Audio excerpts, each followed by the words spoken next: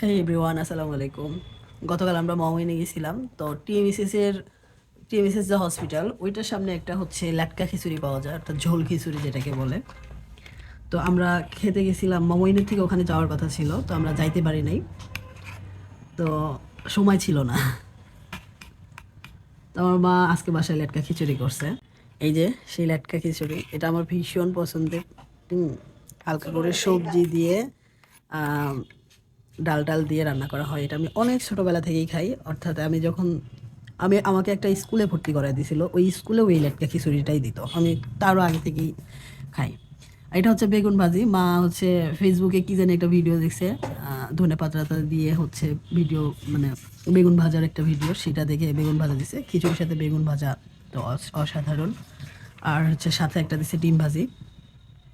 ডিম ভাজি, এটা হচ্ছে ধনিয়া পাতার চাটনি, পেঁয়াজ দিছে সাথে। আর হচ্ছে এটা হচ্ছে মূলা। তো মূলা আমি তেমন একটা বেশি খাই না, মা খাই, তো দু একটা খেয়ে দেখবো নি। আর এটা এখন অনেক গরম, একদম ধোয়া উঠতেছে,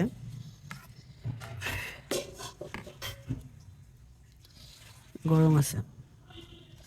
চামচ দিয়ে খাওয়ার থেকে আমার হাত দিয়ে খাইতে বেশি ভালো লাগে। হুম, অনেক মজার একটা খিচুড়ি। হ্যাঁ,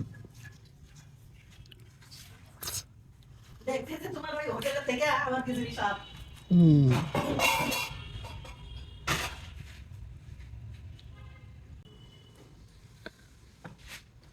এটা এই ধনের পাতা চাটনি দিয়ে আরো বেশি ভালো লাগতেছে।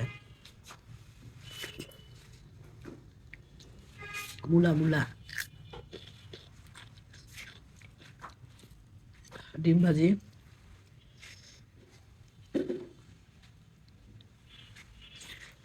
হুম,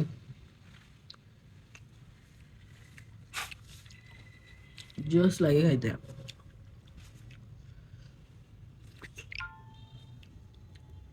আমি অনেক ছোটবেলা থেকেই লাটকা খিচুড়ি খাই, আমার অনেক ভালো লাগে।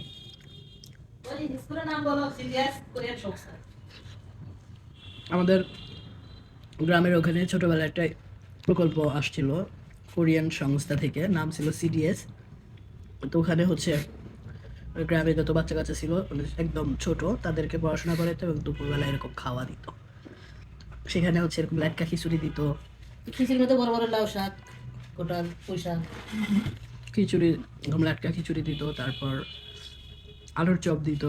এই দুটো খাবারের কথা আমার মনে আছে, আরো কি কি জানি দিত আমার এত মনে নেই।